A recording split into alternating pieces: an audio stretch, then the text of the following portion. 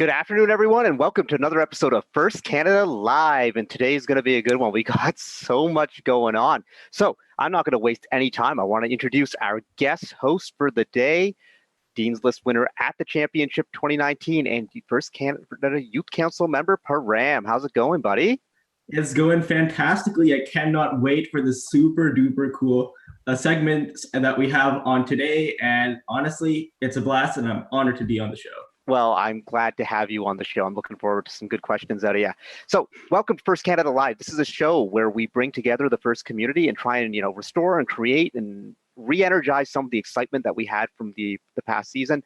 And, we're just trying to, it's hard to get together right now. So we're trying to get together virtually and show off everything that we love about First and First Robotics. And this show's got a lot of it. We've got some great guests and segments today. We have story time with First Canada lead queuer and mentor for Team 3683, recently won a Chairman's Award at the Humber College event. We got Barbara.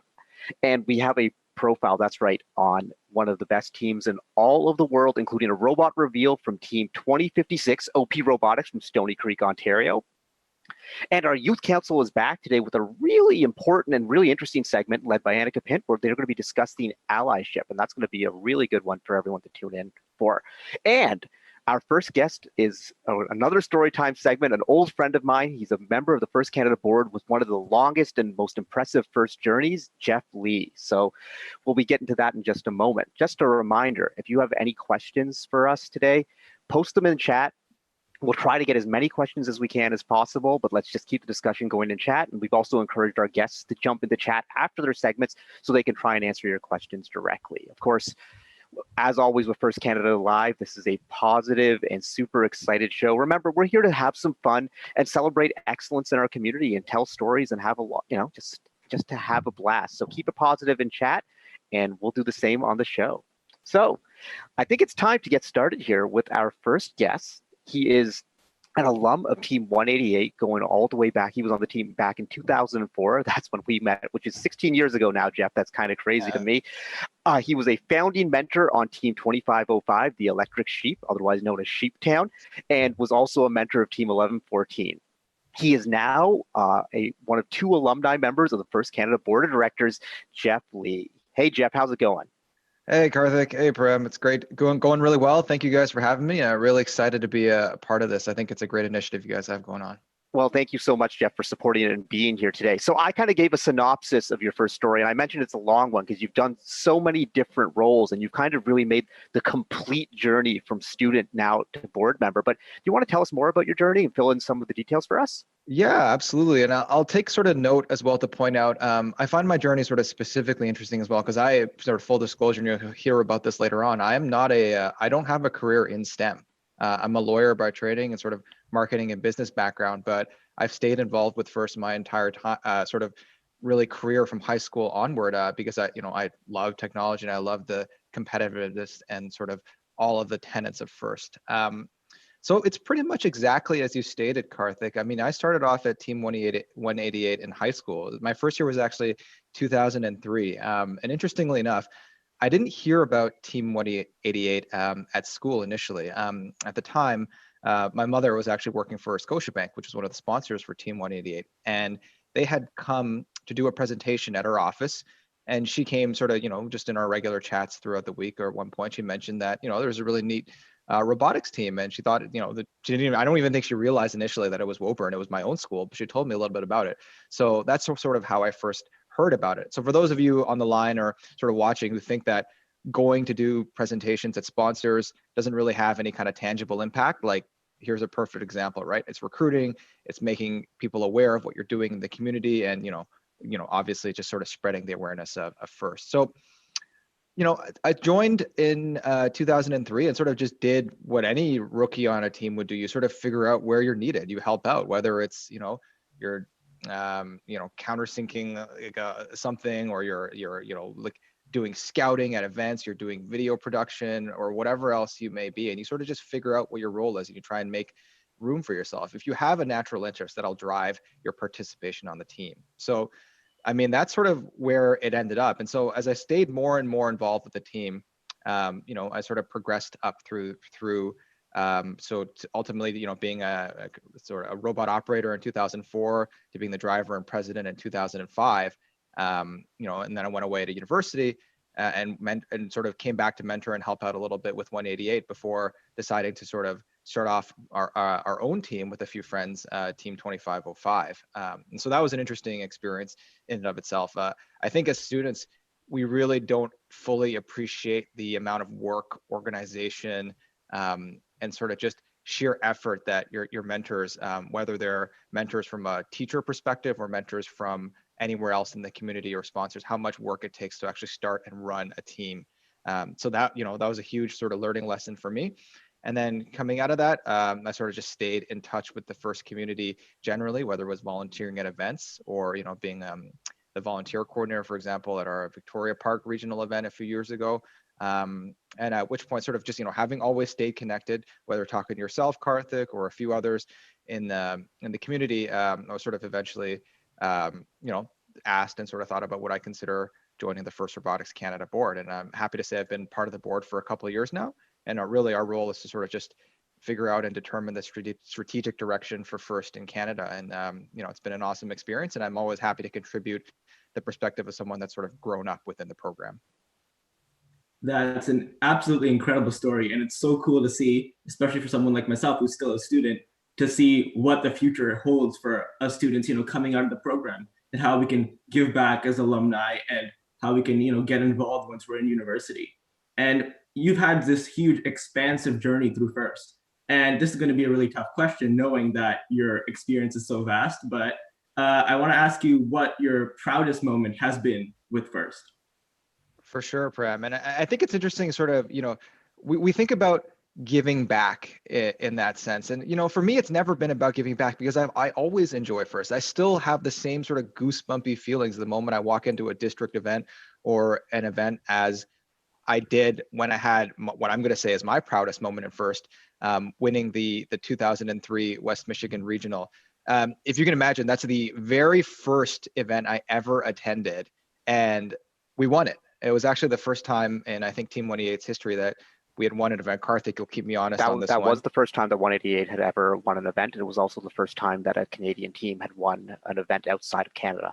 Which is incredible. And I don't think again, as a student and as someone, it's your very first event, I don't think you're so separated from the weight of history and all that. You're just there, you're with your friends, you've contributed to the robot for the last 6 weeks, and you're just there soaking it all in. And I remember when, I remember that feeling where I was up in the stands recording our matches. And this is like, nobody had camera phones or anything else like that back then. We were using like an old mini DV player and just running down to try and like join in the celebrations with my teammates. I wasn't part of the drive team or anything else like that. I was just, a regular member of the team. And it was a feeling sort of like no other. So it's honestly something special.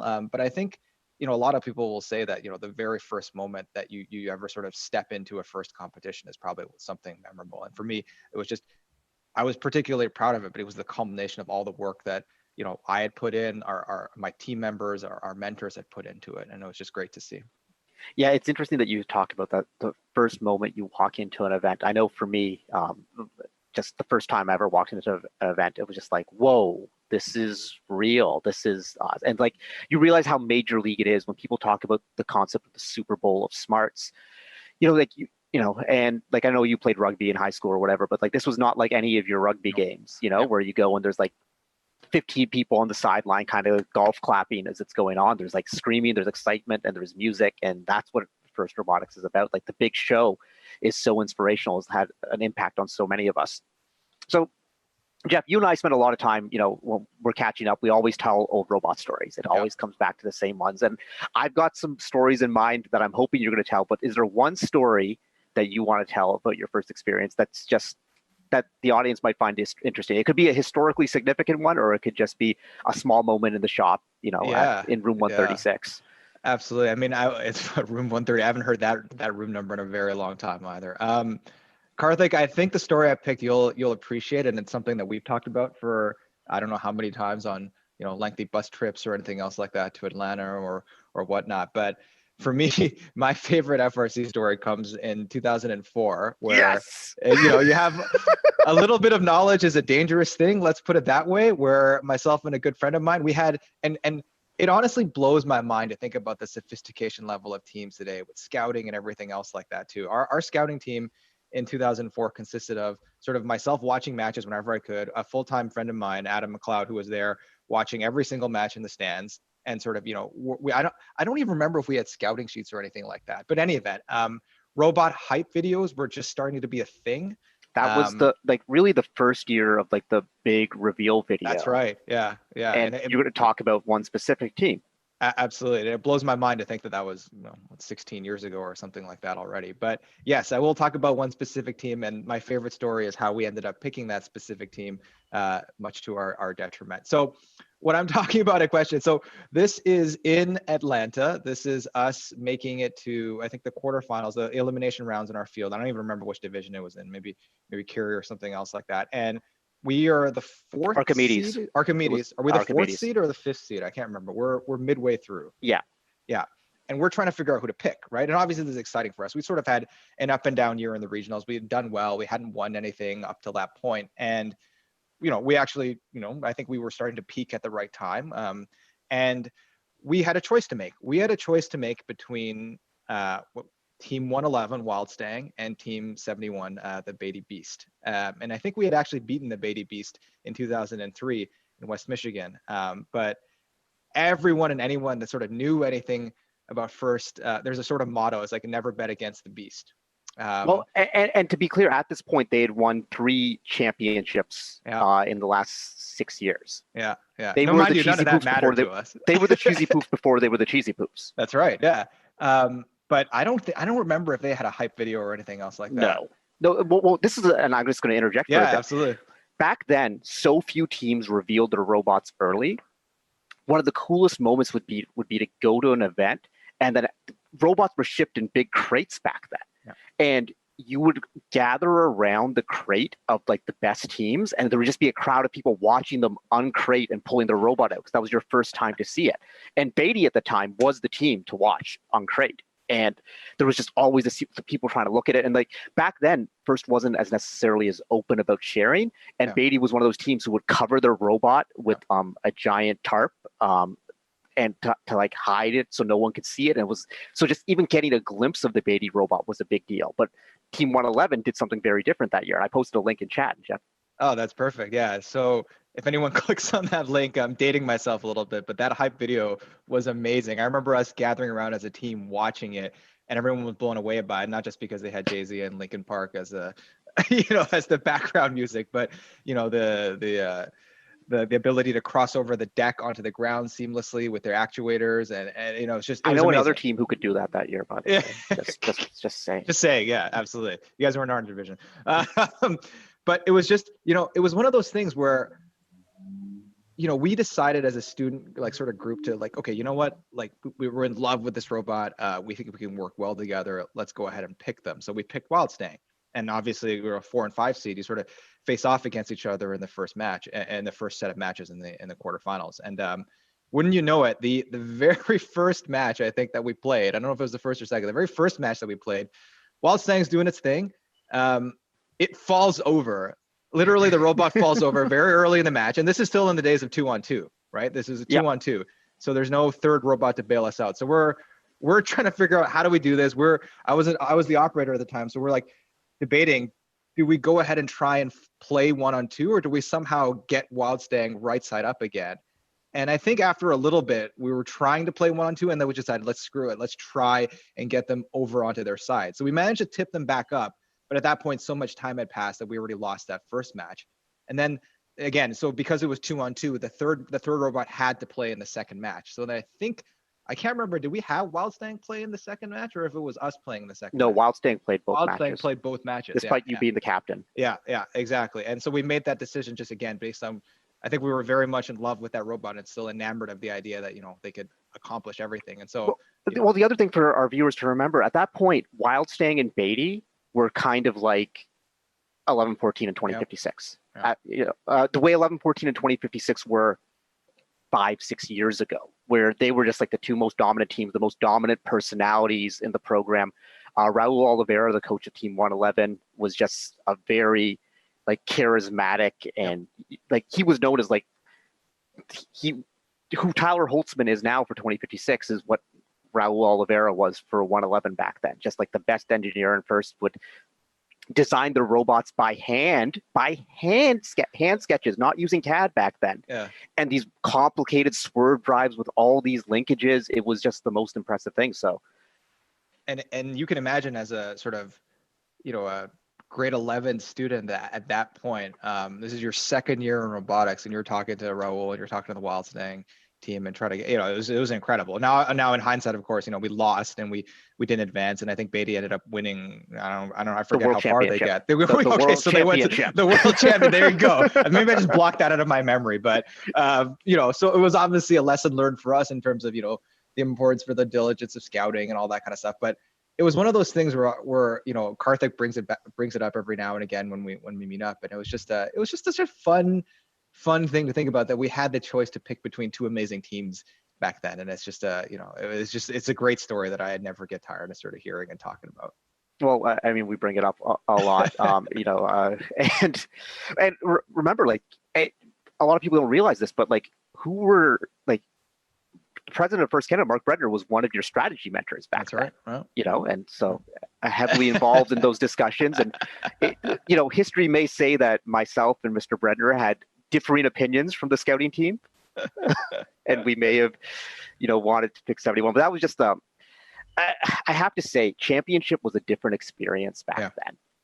Yeah. With First being smaller, but it was still the 4 divisions and only 12 teams going to Einstein, unlike now, I lose track, 48 teams go to Einstein across the 2 championships. So like, it was this like very selected group of teams went out there, and it was just this huge battle. And it was just, there was something really special about that. And that was the first year the championship was held in Atlanta. That's right. Yeah. At the Georgia Dome, which was just such an amazing experience. I'd love to see championships go back to that city, but those were, I can't believe how long ago that was. Cause like I was still at Waterloo at the point, and you were still at Woburn. So it's, that's right. Kind of crazy to think about. We talked about a lot here, and the story is good. We could probably tell a bunch of other different stories, but I do want to talk a little bit, Jeff. You mentioned that you followed a non-traditional path through First. You want to tell us about what you did educationally and where it landed you with your career, and how First impacted that? Absolutely, happy to do so. And so, you know, I sort of mentioned right off the top there that I am not a traditional prototype for a First student, and I'm not sure that I sort of ever was. Now Jeff, I do want to stop you there though for 1 second, because I don't think that prototype truly exists. I think that's almost a myth that, and I think it's a disservice to a lot of the students of this program, where they kind of feel like, oh, to be a true firster, I have to go on and become an engineer. But there's so many different ways, and that's why I love your story, because it shows a totally alternate path. But go on. No, absolutely, and thank you for pointing that out, Karthik. I think words matter when you speak about these kind of things. So, you know, I appreciate you keeping me honest here. So sort of just elaborate a little bit more. I have a background in business. I did an IBBA, an International Bachelor's of Business Admin at the School of Business at York. I worked for 2 or 3 years in marketing and sales at Procter & Gamble, and then I actually made the decision to go to law school after that. So went to Queen's University for law school, and after that, I worked in a corporate law firm in downtown Toronto for a few years, and now I'm currently an in-house counsel at Loblaws, which is an interesting position to be in right now, just given all the circumstances and the sort of the emphasis on, you know, grocery workers being frontline and essential workers and that type of thing. So it's an interesting time right now. I chose this path, I think, in part, you know, when you're trying to decide where you want to go for university or what you want to focus on, you know, I think everyone approaches it a little differently. For me, it was about recognizing where my strengths lay and where I would have success, you know, later on, whether it's applying for a job or sort of searching for a career path. And to me, that takes introspection, that takes time to understand yourself. And I knew at that point, as much as I loved engineering, as much as I loved, you know, watching you know, 1114 in action or Chief Delphi in action or even Delphi Elite in action, I knew I couldn't. I saw that look, Karthik.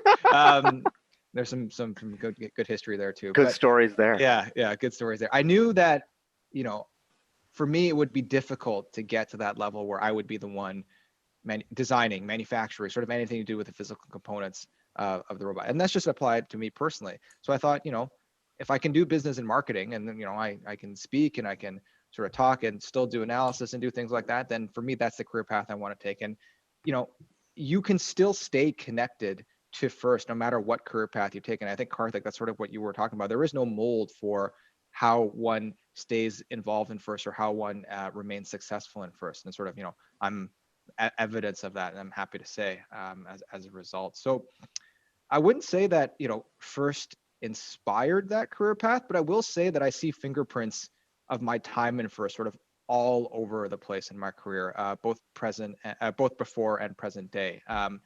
The lessons it sort of FIRST teaches in terms of how to work within groups, being literate when it comes to technology, just even understanding what a Zoom chat is or what Slack is. You'd be surprised at the number of folks in the working world that can sort of barely understand how to use a second screen. And it's not a knock against them. It's just without exposure to the kind of things that FIRST brings, you can find yourself out of step a little bit. And the working world is changing so rapidly that, you just need to ensure that you stay connected. And FIRST is a great way of sort of doing so.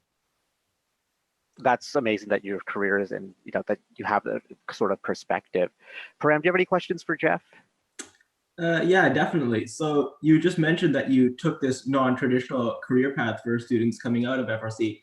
And it seems that, to me, you took a lot of really good soft skills out of it. And for example, the organizational skills, the management skills. And I was wondering how those skills translated to you being on the FIRST Canada Board of Directors, because it seems that you're very suited for this role.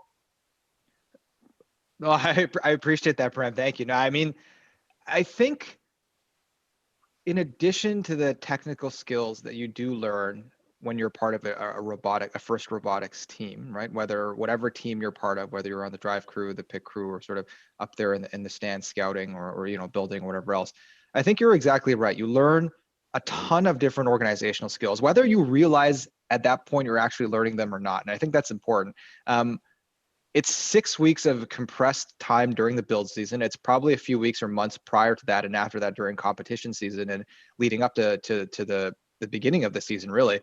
And all of that time, you're balancing your schoolwork, you're balancing other extracurriculars that you might have. So by nature, you have to be disciplined enough to stay successful. And then I honestly can't speak enough about this, the ability to work together towards a common goal with people of different backgrounds, different personalities, different approaches to doing things is something that you will see reflected in every single job in the real world, or when you sort of graduate from being a student to being in the working world. And to me, that's been the greatest sort of challenge, sort of the greatest benefit of being part of that I've taken from my time in FIRST. And that could manifest itself in something as simple as, how do I educate my team members right now on using a new piece of software, to how do I deliver a presentation about an IT tool that nobody has ever heard of before, or nobody may have known before. So just that ability to work together with people, I think is something that, people talk about it a lot in terms of when you're applying to jobs, when you're applying to university, and FIRST gives you that in spades without even you necessarily realizing it, especially when it comes to sort of other more traditional high school experiences like playing sports or something else like that. The ability to work together with these different folks in a compressed timeline is something that, I can't speak enough of in terms of how much it benefits you. We got a couple good questions coming from the chat right now. Jeff, this one might be a hard one to answer, so answer as best you can. Yeah. From Parth Patel. What are the values do you think that you represent as a member of the board personally? And is there anything you want to share about the board? I don't think that many people in the audience are very familiar with what the board does. Yeah, absolutely. So I sort of touched on this at the very beginning, but if you, it's sort of interesting too, because let's consider these to be the more traditional corporate aspects of the FIRST website that folks might not otherwise realize. FIRST has a mission and a vision, and shame on me for not knowing those off the top of my head. But essentially, what the FIRST board is responsible for is it's responsible for setting that vision and mission for the organization as an entity within Canada, and that's really how we sort of treat our time on FIRST. I mean, we develop a strategic plan, and I encourage everyone to go onto the website and check it out. But you have a set of desired outcomes that you want, whether it's promoting equity, diversity, and inclusion, cooperation, transfer of knowledge and skills, gracious professionalism. All of that guides how we approach initiatives and programs within First Canada. So for me, I think the values that I bring to the table for First are just that firsthand perspective of what it was like to be a student and progressing to a whole bunch of different roles, that boots on the ground experience. We have a wide variety of experiences on the First board, ranging from former CFOs of, leading financial institutions in Canada's, former directors of education, all sorts of people within the First community. And so I'm just another voice to that. And it actually leads into one of sort of the biggest sort of pieces I can take away from my First experience and encouragement for those on the line watching. If I could sort of give a piece of advice to students, and sorry if I'm preempting a question or anything else like that someone may have, but you got to surround yourself with people smarter than you and with people that have different and complementary skill sets. And I honestly cannot say that or emphasize that enough. I mentioned that at the top of the show, I don't have an engineering or mathematics background. Who I can talk to a lot that does have a mathematics background. I can talk to Karthik. I can talk to another mentor. I can talk to someone else especially when I'm pursuing a goal. And you can never sort of or you can never overstate the benefit of having different skill sets and different approaches to solving problems on a team. It may lead to more conflict or may lead to more challenges at times, but you're going to have a better end product as a result. And finally, just asking a last question before we wrap up the segment, we have another question from the chat from JDZR. Comparing First from when you first started to now, what surprised you most about its growth or changes? It's funny because I was going to actually ask Karthik and yourself, Param, about that. For me, it's honestly the sophistication level of the teams. It's insane to me what teams are capable of. Everything from scouting databases at Karthik. I remember when 1114 had a scouting database and you guys opened it up to everyone on Chief Delphi. We were doing literally paper scouting, tallying stuff up at the end. And that was considered, by us to be sophisticated at that point versus just, our qualitative observations of how a robot was performing. So the quality and level of competition of the teams, the sophistication of the teams, and, just the growth of First generally, right? I mean, it's crazy to me how many we have a district model in Ontario now. It's just insane to me, the growth and sophistication of teams. And, I really hope it sort of continues on that path. It's changed a lot. It's kind of interesting to see, but what's really cool to me is as much as First has changed since, back in the day of 2003, 2004, Jeff, is that how there's a core thread that has stayed consistent throughout, and that's the energy and atmosphere. You said you still get those goosebumps when you walk into the competition, and it's the same feeling and it's the same vibe, and I still see that same sort of energy. I remember talking to passionate students like you when you were in high school, as I do talking to Param right now. And it's kind of neat that the program has changed around it and there's so much more, and robots are definitely so much more complicated as to what they're doing, as we'll see in a little bit with the 2056 reveal. So it's neat to see. Thanks so much for being on, Jeff. This was really cool. There's a lot of questions in chat. If you have a chance, if you want to jump onto Twitch afterwards and try and answer some people asking some specific stuff about the board, some of it you won't be able to answer, but I think our audience would love to hear. And looking forward to seeing you at events soon at some point, Absolutely. When that happens. But thank you again for being on the show and sharing your perspective. And we're going to get ready for our next segment. But before we do that, we have a special message from one of our event hosts.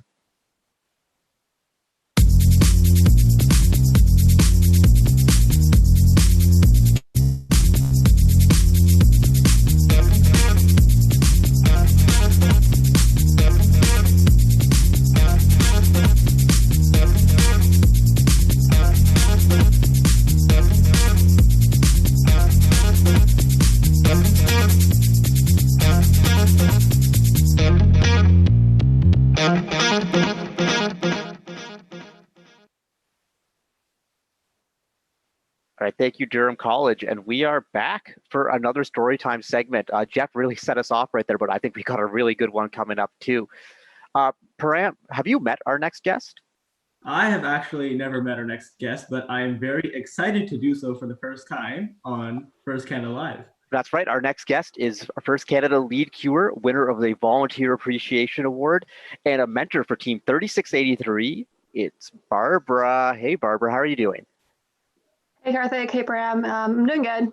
I was actually surprised that Param had not met you, because I think that you're one of like the most recognizable faces at our events, because every team has to check in with you as they come through towards the field, you know, and like everyone just kind of knows Barbara. So thanks for being on the show today. And, you know, we're here to talk about anything you want to talk about, but I really want to hear about your first journey from student to where you are now. My first journey as a student, it was actually pretty short. I only started as a student in 2013. That was my grade 12 year. My friend came up to me one day after school and was like, hey, you're good at business stuff. Come check out this team. So my first meeting actually is a really hilarious story to me. I showed up really early, and one of our mentors at the time, Shifa, who's now a mentor for 98, showed up as well. And she was just chilling, talking to this one other student who had recently started watching Doctor Who. So all of a sudden they start chanting, one of us, which terrified me at the moment, but I joined Team Dave. And then I've been a mentor ever since. So I've been a mentor for 7 years now and a student only for 1. But I almost joined in 2012. I showed up for a meeting, looked in the room. It was very dark and there was just a bunch of guys staring at a screen. I got terrified and ran away. And that is a really quick synopsis of my first story. That's pretty neat. Well, I'm glad you came back after you ran away, and I'm glad that Shifa, who's going to be a guest on the show either this week or next week, was able to kind of inspire you. Param, do you have a question for Barbara? Yeah, so definitely I think every single first student can resonate internally with the chanting of one of us, one of us. So how about you tell us a little bit about your one of us experiences through your volunteering? Oh, gosh. I started volunteering in 2015, and then I started being a bit more of like a lead cure in 2017. And I think my best moment was when I was at my first event, Durham 2017. Hadn't really met very many of the, actually no, sorry, Stemley 2015, first time as lead cure. I hadn't really met many of the volunteers. And all of a sudden they just kind of treated me as one of their own. They were super sweet. I'm still super close with them every day. We chat all the time, and I cannot thank them as much. Like, they just brought me in and they're like, cool, another person in this friend group. And I'm like, yay. And I love them to death. I think that was probably one of the best one of us moments. Very cool. When they start roasting you is great. I would know nothing about that. Not sure what you're talking about there. You know, when you think about what you do as a mentor and also what you do as a volunteer, I'm sure you see so much in your role there as a lead cure. Do you have any stories that you want to share with us that, you know, giving our audience and our students a little bit of a behind the scenes look at what, you know, what happens as a lead cure? So one of the things I love the most as a lead cure is that I get to interact with every drive team that comes through, every person that comes through to the field. And I think that's my favorite part, because it's just talking to a bunch of students. I've got to know so many student stories. When students were telling me last year that they were going to this university, I was so excited for them. Like, I was along with them on the journey because I'd seen them at multiple competitions. It was just taking them away. But my main role is just making sure you guys have the best experience as possible, trying to get your robots on the field, trying to get you guys to like take what you guys created in that 6 weeks and make sure it performs and it's there and it's showcasing what you can do and trying to be as positive as possible. And yeah, it's pretty easy. It's really fun. I do recommend anybody try queuing out. Not many people do, but it's a super fun experience. You talk to so many teams and so many different people that it's a great way to meet everyone. And you've met so many people, and you must have, you know, witnessed a whole bunch of amazing things happening with teams. So I want to ask you what your proudest moment is throughout your first career. Oh, my proudest moment. I think my proudest moment was last year at Ryerson. It was the first match of the day. We had one team, I think it was Cap Alpaca. They were late for their first match, but we had finished opening ceremonies early. So they really wanted to like start the matches yet? And I'm like, no, guys, technically they still have 10 minutes. Let's try and get this team on the field. So they had a CSA, I think they had a robot inspector with them. And I was just trying to work on how fast they could get set up. So as soon as like they were ready, I'm like, hey, drive station, go, get set up, robot calmly and like as fast as possible while being safe, make it on the field. And they actually made it for their first match, which was really awesome. I think they're also a rookie or a second year team at the time. So that made me feel really good that they could get there and they could play that first match, because that is a big thing for teams. Yeah, I think it's always important to give that team that experience, but it's so cool as a volunteer when you can kind of look out for a team and make sure that their best interest is being held, and you see it kind of work out for them and how that kind of ties together. And so, Barbara, we've talked a lot about your experience on the volunteer side, but you're also a very active mentor on Team Dave. And recently at the Humber College event, Team Dave won their first Chairman's Award, and that was cool to see because I've seen Team Dave grow over the years, back when 1114 helped start them way back in the day to where you are now, and I've seen your chairman's presenters grow over the years. How did it feel to win that first Chairman's Award? It felt absolutely amazing. I don't know. I cried for the first time, not for the first time, but like I cried a lot that day because it was just this huge emotion because we've worked so hard. And this year was really a big step for us because we had lost a lot of our core chairman's kids last year. They all graduated. So we were left with this one student who knew what chairman's was really. And we had a bunch of new, all of our presenters were basically new. Our entire admin team was new. And to have them win and to know what it felt like and have the support of like these past students and our alumni was so great. Like these kids were so proud of their presentation. I also took a bit more of a step back and let them take a lot of the lead. So to see them like do amazing and just keep going it's undescribable. I still can't believe we won. Like it hasn't fully settled and it's been a couple of weeks now. I look at the award and I'm like, this happened. Yeah, it was an amazing feeling. And I'm so, so proud of my kids. Like they worked so hard. I can't. Let me tell you this, Barbara, it's real. It happened. And what's really cool is that feeling just doesn't go away. Like I still, from time to time, every few years, will watch the video of 1114 winning their first Chairman's Award back in 2006. And that's just like indescribable because... So, fun fact, Karthik, we watch the video that you guys won Hall of Fame with every year. Every year Team Dave watches it. We're like, this is what we aspire to be like. And they keep watching it every single time. We love that video, the video from 2012. Yeah, I mean, there's just those moments. And like the Chairman's Award is so unique. And, I really recommend that teams get involved in it if they have the bandwidth to do so. But it's just this, because it's such an all-encompassing project like the robot, except validation is harder to get because with a robot, you get validated every time you put your robot on the field and it accomplishes its task. With chairman, there's kind of this black box to it. So when you do win that award after so many years of effort, it's just kind of like this, whoa, it all kind of comes out at once. And it was, I don't know, I was, being lucky enough to read the award scripts when teams win the Chairman's Award. I have an idea of who's winning, obviously before I read the script. I always kind of like look up to the stands just so I kind of keep corner of my eye. And I just noticed your presenters up there in the stands and it was just emotional, and you and Praneet and all of that was just really, it was special to see. So, you've done a lot, and you've done with chairmans and with queuing. So, along this journey, where do you see like what else do you want to do? You've done so much. But like, if you were to say, like, if Barbara was to say, like, these are my goals for FRC for next season, individually or as a team or what, like, tell us about it. I would like to try another volunteer role, at least for like 1 or 2 events, I think. I've debated on being a VC. I will be doing like VC for FTC hopefully this year, potentially. But that's always been a role that's inspired me. And Jeff actually recently inspired me, like being on the board, just trying to help grow the program would be absolutely amazing. Like I love this team and I have so much to give to this program because they've given me so much. I would love to help grow it even more in the community, grow it even more in the country and stuff like that. So I think trying to find a way, I want to find a better way to like take what I have, my experience, and just put it out there and just let everyone know. Because I'm a big proponent of learning from your mistakes. So I don't know. I just want to try and help as much as possible. Like being on the board, like working with First Canada one day would be absolutely amazing.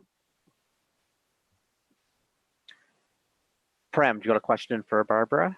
Yeah, for sure. So I think that's an incredible like goal that you have, that you want to, you know, be on the board one day or something like that in the future. And I think that the basis of everything is, you know, GP, gracious professionalism. That's like the core principle on which every single volunteer fulfills all their roles.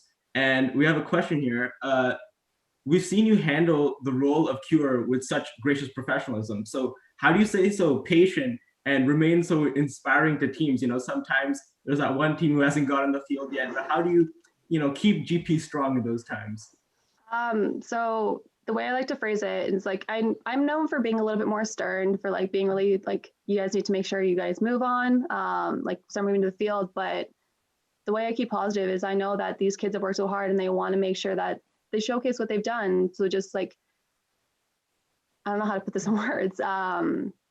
Making sure like I remember that these are kids, like they've worked really hard. They're just very passionate. So just keeping myself level is remembering how my team feels in these moments, how my like kids feel when they're doing things, and just taking that and putting it towards these kids, reminding them, okay guys, it's cool. Like if you guys need more time, let me know. I can try and figure something out. And just remembering they're still kids. They're building some amazing things, but just handle it as much as you can. And most people don't know this, but I've done a little bit of teaching on the side, and that's really helped me with this role and just remembering like how to work with these kids. And I would try to remind them like, this is awesome. You guys are doing great things. Just keep that in mind and just remember that you are what you are, like what happens, happens, and just don't let it keep you down. That reminds me, I should probably be calling you Miss M instead of Barbara. Oh goodness, I forgot about that. This is what we talk about roasting. We got a couple questions from chat here. One question is, and I mean, I'd like to know the answer to this too. What's it like to be a cure at an event basically every weekend? It's a lot. It does keep me going. I love going to each event. I love being there, and it's different going from event to event. So like no event is the same, but like knowing that you get to step up and do something else or change something else. Like last year at Durham, I slightly messed up. I wrote down the bracket wrong for playoffs and I was queuing the wrong team. So that was like learning experience, being like, okay, cool, don't do that at Humber the next week. But it's a lot. Making sure like you take time and sleeping and just keeping that for yourself. Going from event to event isn't too bad. Just don't do it for multiple years in a row because it's very draining after a while. Take breaks. I know I take 1 week off. I would give that same advice, but I'm terrible at taking it. Another question, and this one, you know, because you mentioned that you only joined as a senior. That was my same experience as well. But do you regret not joining sooner? And do you have any advice for our current seniors? I kind of do regret not joining sooner.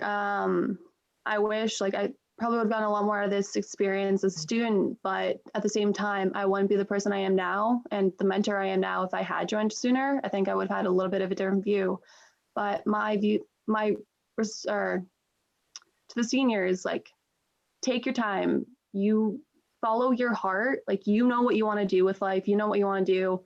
If you need to take a year off, take a year off. Like trust your own gut with what you want to do in the future, and just take the time after you graduate. Take the time, volunteer a little bit, explore. You don't have to go back to your old team. You can try out other teams in the area if you'd like. Just trust your gut and trust yourself, because you are the best judge of what you need in that time and what you need in the future. Especially now, like now is a time where everything's up in the air. You don't really know. So just take a deep breath, put down a pros and cons list, write out what you think you want to do. Just don't set yourself down a path. Let yourself have some opportunities. Let yourself have some like diversions and roads that you can take instead if something doesn't work out. Just believe in yourself. Later on today's show, we're going to be talking about allyship with the Youth Council. Do you want to talk maybe about like who are some of your best allies on Team Dave, and how do you support them, and how do they support you? So I have two really big allies on Team Dave.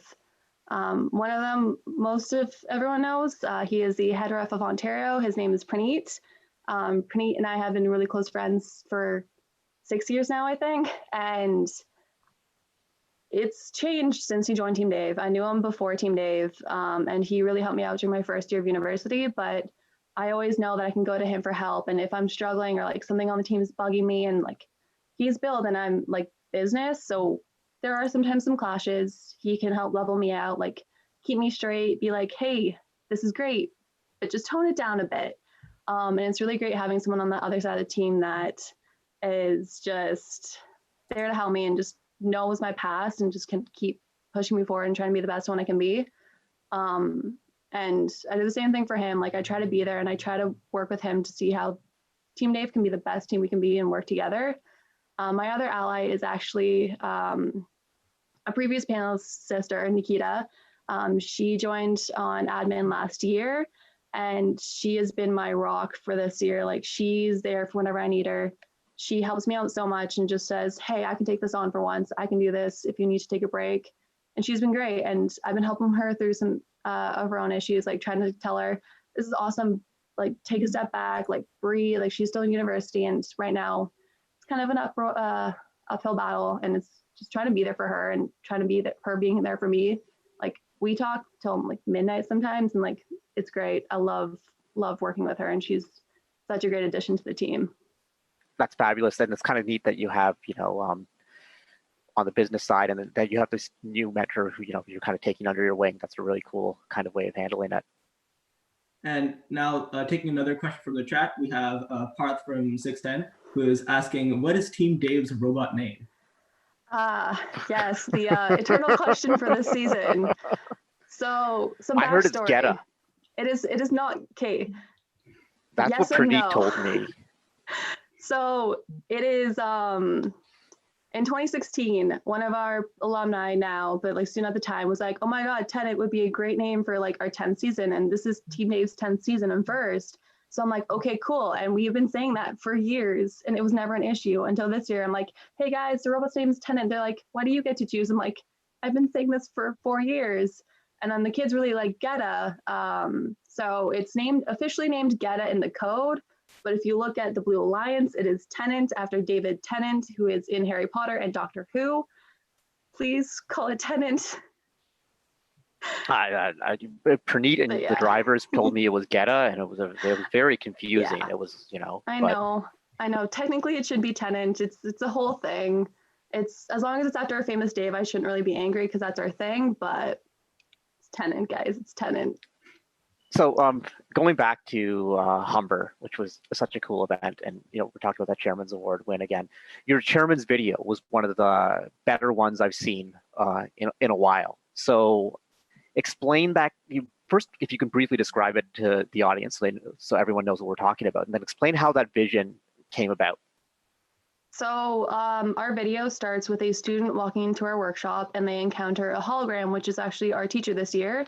And he kind of asks, like, what do you want to do on the team? And the student's like, I don't really know where I belong. And he's like, well, it's okay. Like, here's a quick breakdown. And then Praneet shows up, one of our build mentors, and he goes through our what build does. And then he shows off his, oh goodness, what's the color? I think it's blue lightsaber.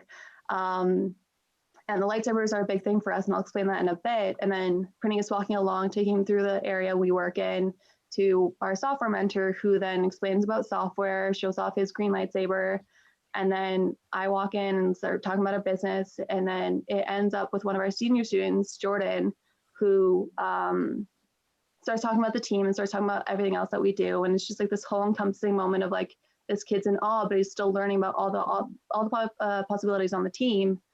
And he, like, at the end, after Jordan's done, our lead mentor walks in and hands him his own lightsaber. So that was entirely decided by the students. They were very into this idea, but the big thing about it was circulating around those lightsabers. So for those of you who don't know Star Wars lore very much, those lightsaber colors actually do mean something. I'm not talking about you, Karthik. I know you're a big fan. So the lightsaber colors do mean something, and we see them a little bit more in the latest Star Wars movie. So the blue lightsabers, I believe, are known as the Guardians. So they're the ones who are the warriors. So they work with that. So we dedicated that to the build team because they are the ones who build the robot that works. The green lightsabers, I honestly don't remember what they're called at the top of my head, but they're the ones who work with the knowledge. They're the ones who focus on the other side of the force and everything like that, and just focus on that. And then the yellow lightsaber is very new, but it's the ones who work between. So it's the joining the two, bringing everything together, and just focusing on that like middle gray zone of the force. So that was a big thing with us, and like the kids really resonated with it. So they really want to see the idea of this kid starting on the team, learning about everything, but the lightsaber at the end is supposed to be white, because in Star Wars lore, the kyber crystals don't gain color until you are done through your force journey. So our idea is that the students all get a lightsaber, and they, like, the color that they have, it comes up as they graduate. Like, then it's like, okay, I'm the software kid, but you don't start as a software kid. You start as a kid who tries everything, and then eventually you find your niche. So yeah, that's the idea. I just thought it was like one of the best uses, and this year's theme, because it comes from such a detailed universe like the Star Wars universe, there's a lot teams could do with it, but I just thought it was such a well integrated theme into Chairman's, and it would have been really, really easy for it to feel really cheesy and hokey, but it didn't. The video, when it played, it was just like, it was this kind of like electric sort of feel to it. I don't know. Humber for Dave was just such a cool event. Like, that was like, the robot came out and was just firing on all cylinders, and it was very nice to see how that all kind of played together. So, you've been doing this for a long time, and we've talked about some of your favorite stories, some of your proudest moments, but like, what was one time in FIRST where you were at an event where there was something that just left you really, really inspired? Oh gosh. Every event. I know we're off script right now, so. No, it's okay. Every event leaves me inspired. Like, I always walk away from something and it's just this moment of like, these kids are amazing. But I think, to me, I can't think of a single like one moment. Like, they're all just so inspiring. Like, these kids are amazing. Yeah, I'm at a loss for words. No, that's totally okay. I think actually had to be, what was it? I think it was this year at Durham. It was just seeing everybody working together. I think it was semi-final matches or like one of the quarterfinal matches, and like these teams just swarmed. I don't remember what team it was, but they just started helping. And like every single time I see teams from like other alliances or like every alliance just trying to help this one robot work, like that's always the biggest thing for me. Like, that's my biggest takeaway, is that you can be opponents, like you could work, it's like be working for the same goal, but against each other, and still work together and still want that win and to work together. We got a little bit of time left here, which is nice because we can have like a cool discussion, but do you have any questions for Param or I?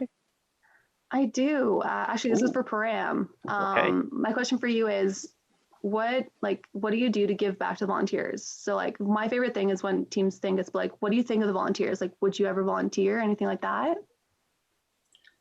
So myself, I am personally definitely looking into getting into volunteering once I graduate and get into university. So my dream position has always been judging. I've always wanted to, rock the iconic blue, the blue polos and join the judging squad. But I think something like emceeing or game announcing could also be super cool, and that's something I definitely want to get involved in. And I actually just want to rebound this with a question to you, because there's so many good volunteer positions that, students can get into, students can fill, but it can be overwhelming at times. How do you know you want to be a queuer? You want to, manage the field, you want to be a ref, you want to be a judge. There's so many good options. So how do you really know that, this is my niche, this is what I want to be doing with volunteering? I think the big step with that is, at an event, just go talk to the volunteers, ask them how they got into it, what their role is, what they do. And if you're ever not really sure, when you submit for an event, you can put it as like, assign me as needed. So you can be put into a random spot that you don't really know much about. Like, just go around and test them all as well. Like, talking to volunteers is a great thing, but you won't know till you try it. So you can do field reset for one competition. If you want to do multiple, you can try team queuing or be in the pits or anything like that. Just dip your toes in everything until you find that one little niche, and also talk to people. We are super welcoming, we're super chatty, and we're always happy to talk. All right, we got a fun one here from chat. There's a little bit of a discussion going on about a Team Dave story from 2017. Maybe you can fill in some of the details here. but apparently samosas led to your drive coach missing a match in 2017. Are you able to tell us what's going on with this? So I don't really remember much about this, but I do remember it was around lunch. Team Dave had the first match after lunch, and our drive coach at the time, which is Rishi, he was on the show a couple days ago. He was outside eating samosas. I don't remember who had brought them, but no one got him for the match, so they just kind of went without him. I don't really think I think I might have been there that day. I don't remember, but I just remember coming back and being like, guys, Rishi missed a match. I'm like, wait, what? So yeah, he was eating samosas outside for lunch and just wasn't paying attention to time. The drive team didn't try to find him. I think the match went well though. I'm gonna guess they scored 5 gears and a bunch of balls in the low goal. Yeah, low goal bot 2017. Well, there you go, Rishi. Well, I understand. Like, if you're gonna miss a match, a samosa is like the most valid reason you could possibly have for that. Shout out to Samosa King. Oh, 100%. Samosas are like the now prime on Dave. Like, we have 2 parents who like to bring them in, and the kids get excited. It's great. Well, I think one of my highlights of the Humber event related to Dave was when you mentioned Nikita, one of the other mentors. Her mother, who I call Auntie, brought me samosas, which I thought was just a really, really nice touch. So maybe Lisa from 1310 can remember that next time she doesn't bring me samosas. So we'll have to see about that. We're coming down here on time, Barbara, but is there anything that you'd like to say to the audience? Any pieces of advice for students? Any pieces of advice for mentors? My piece of advice to everybody is to stay true to yourself. Just believe in yourself and like talk to people if you need help. Just trust your gut is the biggest thing. I didn't for a little while and I had a couple of issues.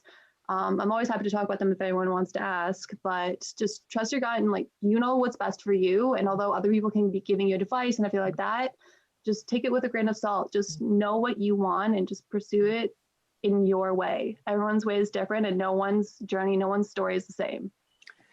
One final question that just kind of hit me, Barbara, but I notice at events, whenever I see you interacting with the various students on Team Day, someone is laughing. And you just seem to have like this really cool connection. I see you interacting with Juice. And so how do you manage to keep that? How do you create that special bond where it's obviously professional from mentor to student, but you still have that friendly familiarity?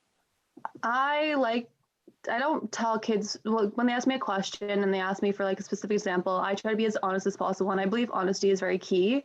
If it's something that's not really appropriate at the time, or they're like at that level where they're just a little bit too young to fully understand, I tell them as much as I can and tell them I can give you the full story afterwards. Like, I believe honesty is the biggest thing. And on Team Dave, we very much believe that like you should have a good connection, and we're all very silly. We have ice cream parties. We take the kids out for bubble tea. Like, we try to keep it as light and heavy, and just remember that like these kids are supposed to be having fun, and just keeping that proponent of fun everywhere. Thank you, Barbara. Such great advice, great stories, and some really nice insight into the life of a lead viewer and a chairman's mentor. So thanks for coming on the show, Barbara. We can't wait to see you back out there at events, checking the teams in and all that goodness. And thanks for being amazing. So we're getting ready for our next segment. It's the one that a lot of people have been waiting for. We're going to have Team 2056 OP Robotics with the robot reveal. But before we get to that, let's take a look at a video from one of our sponsors.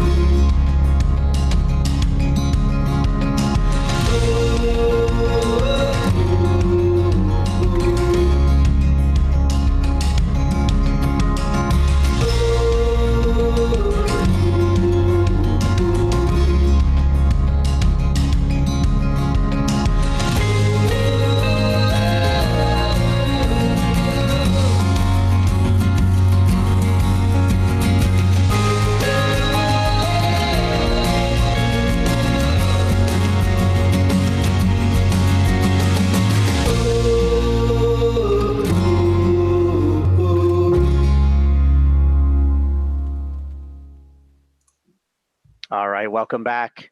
Param, you ready for this? Oh, I'm ready. Let's get this party started. Hey, Introducing Emily. Team 2056. Hey, OP Emily, you ready for this? Robotics. Oh yeah. Oh yeah. All right, so let's do it. Like as Param just said, Team 2056 OP Robotics from Stony Creek, Ontario. They are the third winningest team in FIRST history. That's not just here in Canada, that is across the globe. 46 blue banners, 6 Einstein appearances, 32 regional and district wins. That's the third most of all time as well. It is just like the team that everyone wants to see at events. We talked earlier when we had Jeff Lee on the show about people coming around to see Beatty's robot when it would be unveiled back in the day. But that's kind of 2056 right now. And people always lining up at their pits. They want to see what's under the hood. They want to see what's happening. And 2056, you are very much known for, you don't release anything until the robot shows up at competition. And this year, like many of our teams, did not have the opportunity to show up at competition. So we're doing the reveal right now. We have hundreds of people watching the show. So I'd like to introduce 3 of our guests today from Team 2056. We have Sarah, we have Eric, and we have Youth Council member Emily, who was a co-host for our first show. So welcome, everyone. Thank you. Yeah, so my name's Emily. I'm in grade 11, and this is my 3rd year on Team 2056. I'm Eric. I'm in grade 12, and this is my 4th year on the team. Hi, I'm Sarah. I'm in grade 12, and this is also my 4th year on the team. Sarah, I feel like you've been on the team for like 10 years. You've been around forever. It's kind of hard when your oldest brother's on the rookie team, and then your other older brother's on the team, and then your older sister's on the team. So it's kind of like I've been on the team since it started, but I was too young to really understand what was happening. But I have grown up going to competitions and seeing all the robots doing cool things. All right. We could just chit chat a bunch about random things. We could talk about samosas, or we could see your robot. What do you think, Emily? I say talk about our robot. All right, let's do it. Samosa sounds pretty good. Samosa sound yeah. good to me too. Okay, so as you guys know, we are Team 2056 OP Robotics from Stony Creek, Ontario. We have about 50 student members and around 15 mentors. We started in 2007, and this season goal, of course, was to try and win Detroit World Championship. So whenever we design our robot, we stick to 3 different philosophies of our design, making sure it's simple, it's effective, and it's robust. We find these are the most important parts of a robot. And this is our robot. Yeah, that's the full-on CAD of the robot. We CAD everything in SolidWorks. And the next slide is a little video. So that's our robot shooting balls on the move. Yeah. We call it a drive-by. It's pretty great. And yeah. So next slide. We have some of the specifications of the robot. We're at 122.8 pounds. The size is 32 inches by 28 inches, and it's 42.5 inches tall. That being above the turret, or above the height that we can do for the control panel, that makes us tall turreted. We have a full width pickup. We solo hang. We don't have a buddy climb this year. We can manipulate the control panel, and we have some awesome LED indicators on the sides.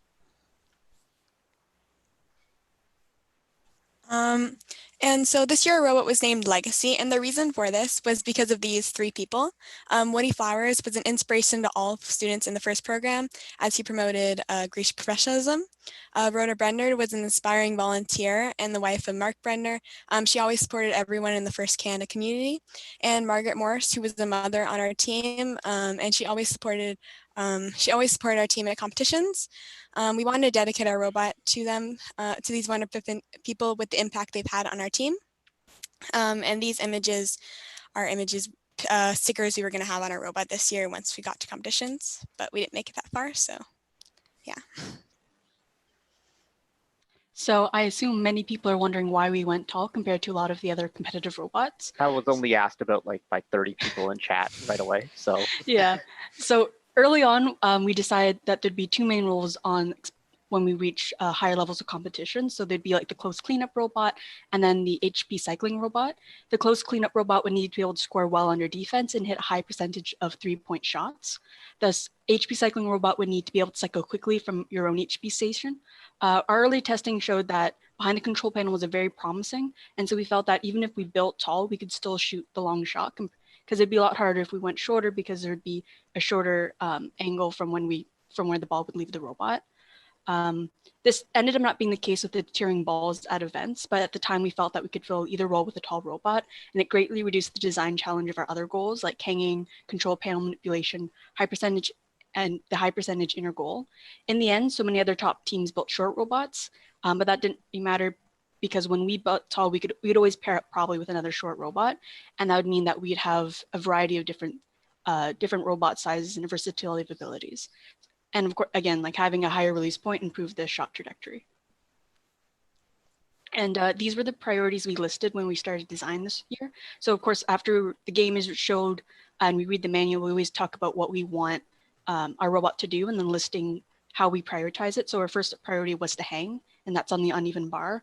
And then fast floor pickup, consistent inner goal shooting far from behind the control panel, ability to shoot under defense, and spinning the control panel. And we felt that with a tall robot, it'd be a lot easier to accomplish these feats.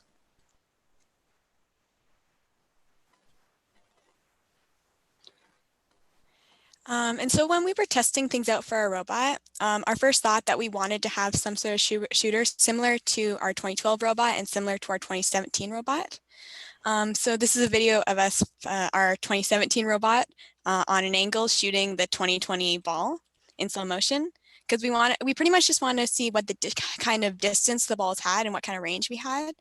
Also how much compression we wanted to put on the balls. And what speed we needed to spin the wheel at. Yeah.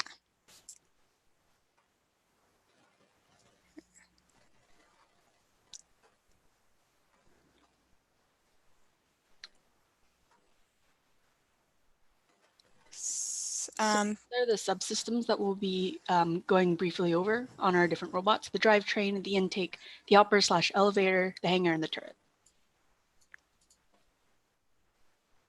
So I'll start off with our drivetrain. So we had 6 Falcon 500 motors, 3 on each side. Our top speed was 14 feet per second. We only had 1 speed this year, because most years we do have a 2-speed, but this year we only did 1. Our drivetrain was made out of 1/8 aluminum formed sheet metal construction. We had 6 6-inch pneumatic wheels on each side and an adjustable drop center.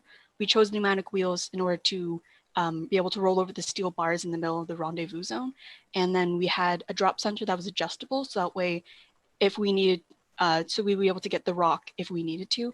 It went from 1/16 inch to 5/16.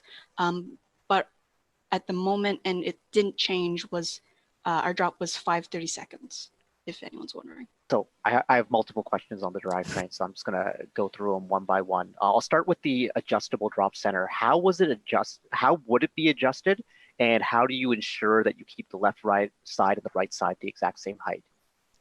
So we had a little bracket that we formed inside the drivetrain, and so that we'd be able, it would hold the shaft in place. And so what we would do is, if we needed to, we discovered during practice that, hey, we need more rock or we need less rock, we would actually be able to manufacture that piece in-house, because we're lucky to have a CNC and a full working machine shop. So if we decided, hey, we needed to change this, we would adjust that in the CAD and then recut out that piece. Right, so it's adjustable with, it's not like an adjustable on the fly sort of thing, like you make the pieces and that guarantees the consistency side to side. Yeah, that's something that we had discovered through practice. That's why, right, of course, to us is very important to practice. So we'd notice, in practice, that's when all the issues come up, when you notice, hey, we should change that. So during practice, we would notice, hey, we don't have enough rock, we're getting stuck, or we're having too much, or it looks like we're going to fall over. Then that's when we'd go back and make that change. So another question that I have on this drivetrain is, you went 6 Falcon single speed instead of, now typically you've been a 4-motor 2-speed drivetrain kind of team. So when was the last time you did a single speed drive? I don't remember. It feels like, I think we're thinking maybe we're going back to 2015. 2015. 2015, right, of course. Yeah. why would you need to shift in that game? But what was the rationale for not shifting this year? We saw that we didn't need to. I feel it was mostly just that when we were driving around, I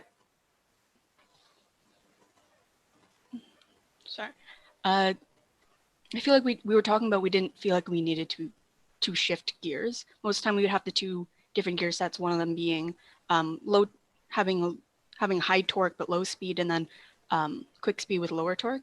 But I think this year we found that we didn't think we'd need it, since it was a pretty open area, despite the exception of course being the rendezvous zone, that we didn't feel like we needed to have the two speeds.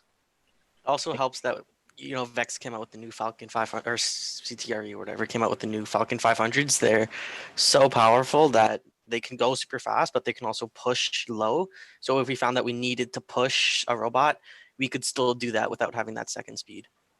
And then one final question on the drivetrain. That looks like a custom 3D printed housing for the gearbox. Is that, have you done that before? Is this new? This is new. So our head mentor, Ty Holtzman, got a fancy new 3D printer, and he was playing around with some stuff. And then we discovered, you know, hey, this would maybe be a good idea to try it out. So we did 3D print. We actually have a lot of different 3D printed features on our robot. And we did 3D print that housing. And it is a custom gearbox. Fancy. I love it. So this is our intakes. Our intake was an over-the-bumper intake using 1/4 inch aluminum rollers with Rex Pro Versa 2 plugs. We had a silicone rubber friction coating to help pick up the balls. The video that's showing right now is actually a bit of a test video. So if you notice in the cab, there's a small bar on top of the top roller, and that was something to help to avoid the balls popping out of the hopper like that. So we powered it with the 775 Pro 7-to-1 gear reduction for our gearbox. It was pneumatically actuated. So we'd use pneumatics to actuate, kind of like 1114's intake from last year, actually. And we had it over the bumper with a piece of Lexan that would go on top of the bumper. So to help with any of the grippiness that we found with the balls when we first picked them up.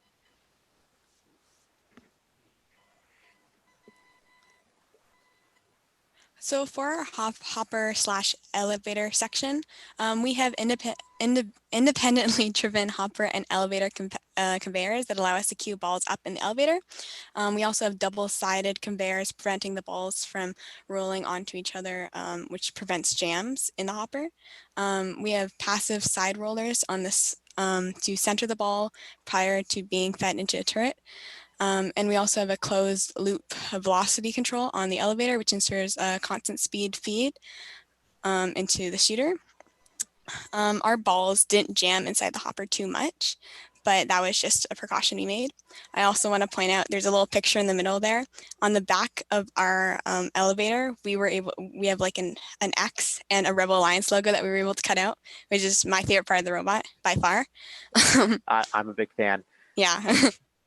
So you said the elevators controlled independently. Are you saying that the front, back, and sides were running on separate motors, or? The front, so the sides actually are free spinning. They're just to make sure they don't pop out. The front and back are both controlled together as well. Okay. But the hopper is controlled independently. And the hopper would be considered the bottom section. Yeah. And so the next part is our hanger. Our hanger is 2 telescopic aluminum arms that are driven out by constant force springs and pulled back in by nylon straps on a winch driven by a Falcon 500. The nice thing about our hangers is that we can reach a high enough that the generator switch even when it's tipped away from us. This gives us the flexibility to have our partners hang early and we can stay out and score, arriving much later to still hang and get the extra RP. In quals, we have single acting solenoids on extension, lock, which automatically fire at the end of each match for last second hangs. And this goes back to our decision to be tall. If we didn't go tall, we'd have a much harder time being able to reach all the way up to the generator switch when it was tipped away from us. So this was really important to us. I love how compact the hanger is. Yeah. And then the next slide, we have some videos and examples. So the first video is an example of our hangar of us climbing by ourselves in the middle. And the next video is us climbing on an unbalanced level so on one side is our 2013 robot hanging there, and we're climbing on the other side.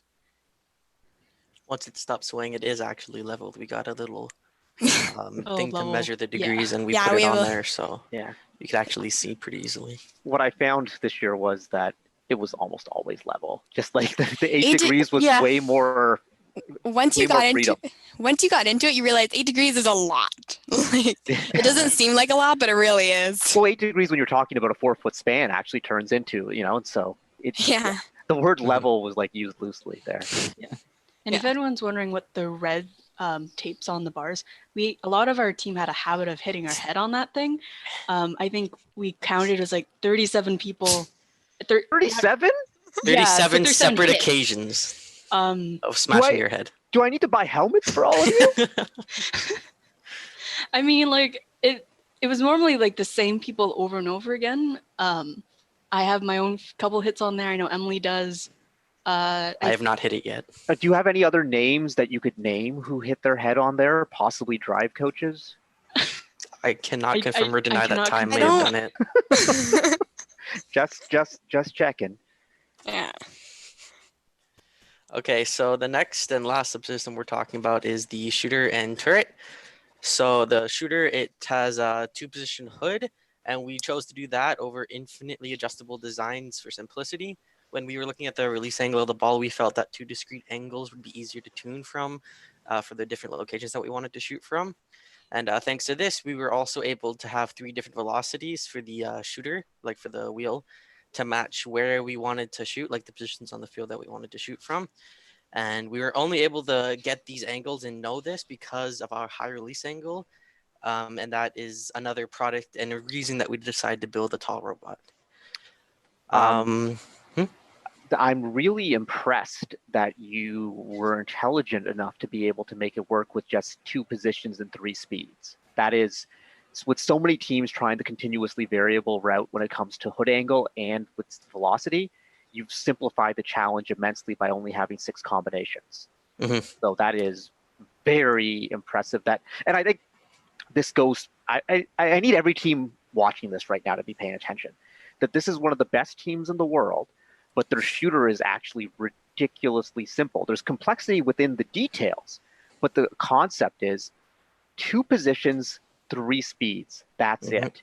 And for all these teams out there who think that you have to do so much more, I think there's like this crazy assumption that the best teams are the best because they're doing the most complicated things, and that's just not true. And 2056 is a shining example of that. This is a tall robot with a really simple shooter, but we've seen the video of how effective it can be. So that's just awesome. And one of the things that kind of helps with us being so good is our turret.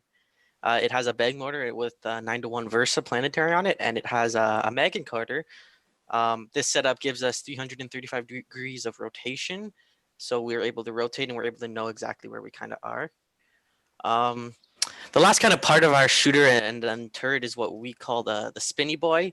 But what it is, it's our control panel manipulator. And all it is a 775 Pro with a 7-to-1 and has 2 3-inch compliant wheels so that we have nice coverage on the control panel when we're trying to spin it. We also use the KOP color sensor so that we just know what color that we're currently on. Is that 7-to-1 reduction on the 775 Pro through a Versa planetary or? No, it's a gear stage through a belt pulleys. Ooh, interesting. And for the turret, did you through a Versa planetary or belt pulleys as well? That's actually, if you look at the turret, it's just basically one massive gear that is the turret with a hole in it, and then one smaller gear that is I think it's the output shaft. Cool. And I have another question here. So how much mass do you actually have on your flywheel? Because we knew that some teams were, doing lots of experimentation with ball compression and flywheel masses. So we were just wondering what you guys used. It's about 2 pounds. Okay. So yeah, that's our shooter. Next, I'm going to talk a bit about programming. So I've listed I've listed most of the subsystems except for the intake because there's not much going on with the intake. It's just kind of like on or off. So talking about the drive base a bit more again for those interested, we once again have done a 1-stick arcade drive similar to previous years. And Falcon 500 with integrated encoders to measure the distance we've traveled. We have a Navix gyro, and the encoders mixed with the gyro, we're able to use a custom drive algorithm that lets us drive to just any point on the field that we want. We also have, or I guess next we have the hopper and the elevator. They have 2 beam brakes, one at the top and the bottom, and it's really nice because we can have a ball at the bottom and we can run the elevator and the hoppers to put it into the elevator until there's no longer that ball there. And being able to do this automatically without any thought has us put balls in the elevator with minimal distance between them. So when we shoot, it's one consistent stream of balls, and it's not like one and then you wait a second and then it's another one. It's just nice, consistent stream, and that just helps us with cycle times. The hangar also has a Falcon 500 with the encoder to measure how high we're going. When the driver pushes the button, it automatically deploys them and unlocks them and puts them up to that height, the height of a level bar, and then he can automatically adjust the height to match if it's unlevel, whatever way he needs to. Next, it's that spinny boy, the control panel manipulator. Like I said, we have the, excuse me, a kit of parts color sensor, and in code, we just count for 28 changes of color, which is 3.5 revolutions. And we just do that because you can have 3 revolutions to 5, so you may as well go 3.5 and keep it safe. To make sure that you have just enough just in case something happens. And then we also have logic for the position control so that we can take the quickest route from whatever color it's currently on to the color it needs to be. And then the turn and the shooter. This is probably the coolest part. We have closed loop velocity on the shooter. So we just set a velocity and it goes there automatically as fast as it can. And we also, like I said, have Meg encoder that we use with CTRE's motion magic to automatically go to a set degree, which is nice because our operator can just push a button and automatically go to like right or like 90 degrees or whatnot. And then the coolest part of the turret is that we have a custom tracking algorithm that adjusts for the target position, which is just where the center of the target is according to the limelight. And then we adjust for the current linear and rotational velocity of the robot so that we can hit shots when moving past, like we demonstrated earlier. And when we're not moving and shooting and sit at one spot, we're able to adjust for the skew from the limelight, which just helps us hit more inner port shots. And that's it for programming. I guess that's not true, actually. Let's take a look at some of these auto videos. So the first one on the left is my personal favorite. We'd run it in a qual when we're not expecting any defense in auto, and we're kind of the primary scorer. Oh my. I believe this is a 10-ball auto. Casual 10-ball auto with multiple shots in the inner portal. And then the second one is an example if we have an alliance member that can feed us balls at the beginning. I believe this is 11 balls. We have Ty as a stand-in for a robot that can feed us balls.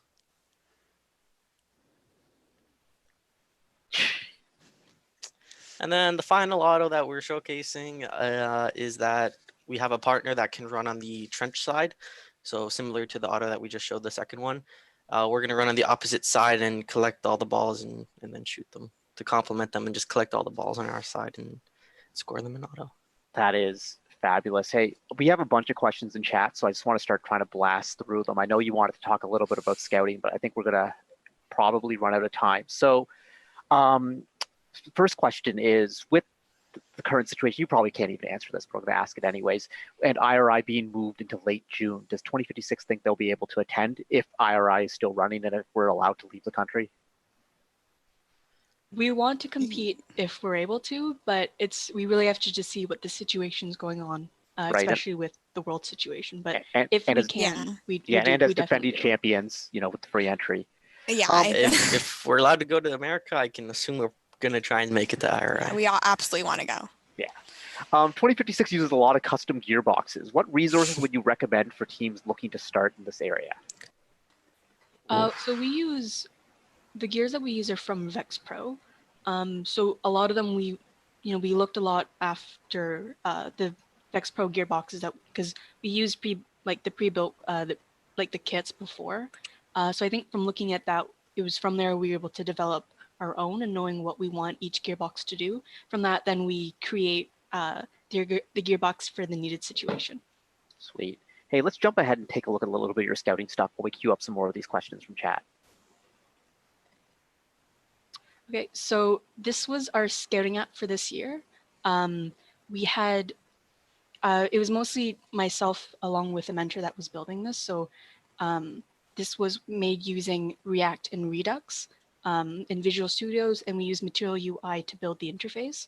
So this was the main page. So on the left side, it's the pickup part. So they would click where they're picking up balls by the numbers. And then on the right side is the scoring. So they would pick where the robot is, and then we try to guess like where they're shooting.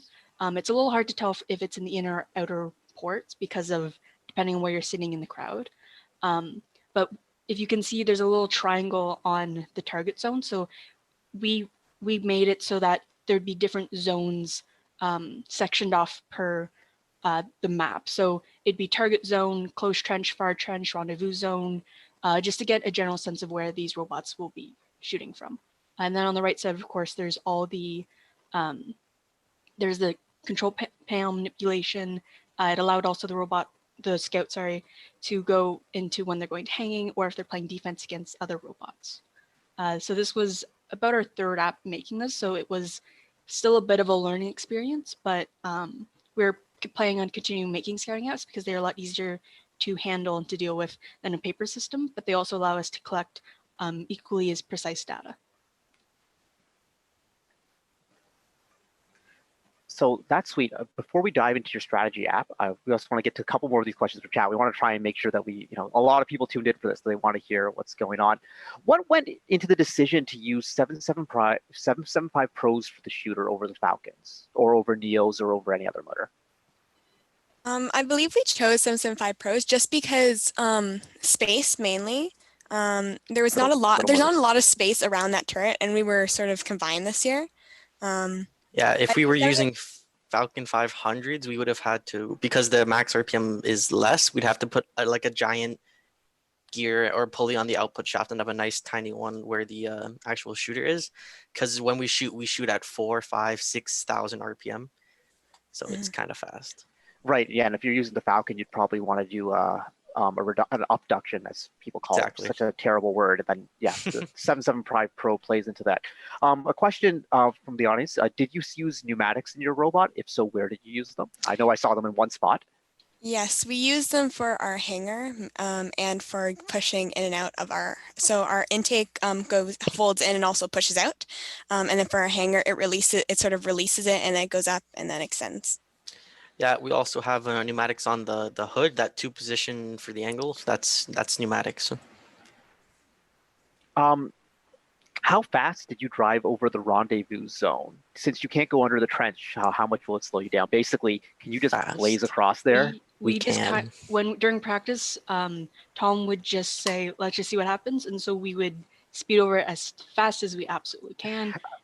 And kept going. I'm terrified of any situation which involves Tom just saying, let's see what can happen.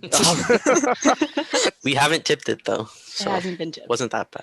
Yeah, we just send it. Just go for it. It definitely got bumped up, like bruised a couple of times. We definitely jumped quite a bit, but we did not tip. So, yeah. All right. Sarah, I got one last question, this one specifically for you. What's it like being on the drive team for a top tier team? And do you ever have difficulty with your driver? Yes. Slight difficulty sometimes. It's mostly just behind the glass, it's pretty okay. Tom's able to get into a mindset. And there is a lot of pressure because I do know there's a lot of teams watching us to see what we're doing because we are such a top high-tiered team. It's a lot about just understanding how to get into that headspace and being able to shut out what's going on around you and just focusing on the job that you have in front of you. Well, it's amazing. The job that all of you do is amazing. This robot is fantastic. The scouting app is just really impressive. everything, the total package, Team 2056, the role model team in our community. Thank you so much for what you've done. I want to especially thank you for the name of the robot, honoring the legacy of 3 really important people in our community. I thought that was a really nice touch. Emily, Eric, Sarah, any final words for our audience?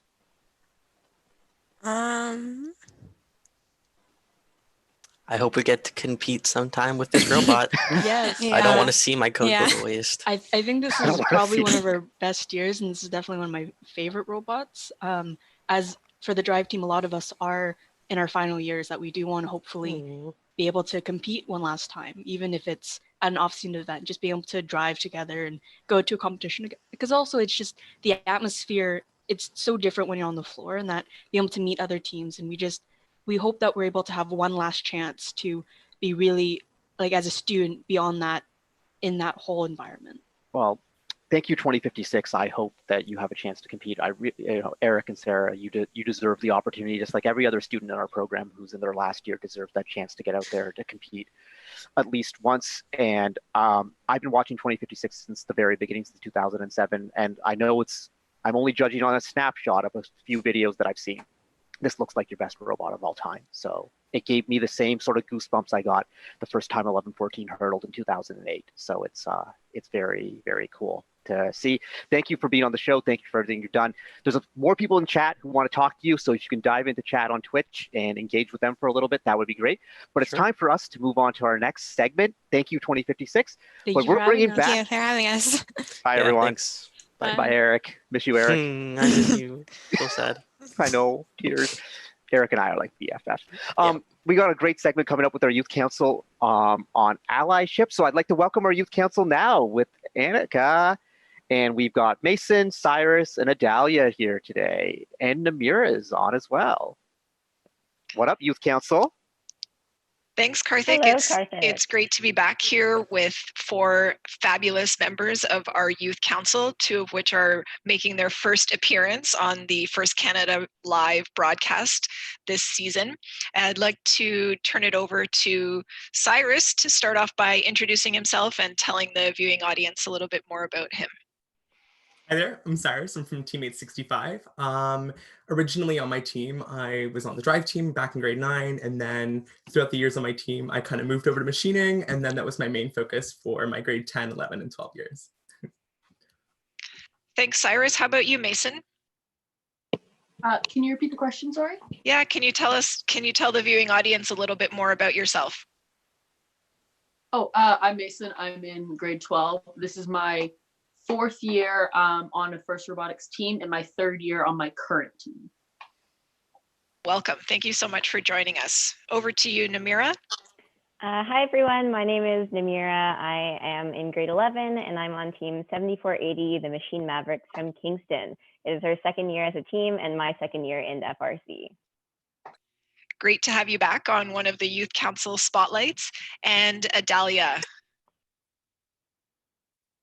is going to be joining us a little bit later in the segment.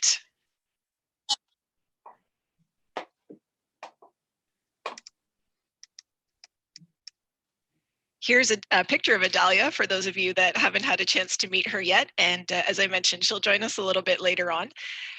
In the meantime, let's take a look at this data, which, as you'll notice, compared with the overall population of the country, although this is based on US data, you'll notice that certain groups are over or underrepresented in STEM fields.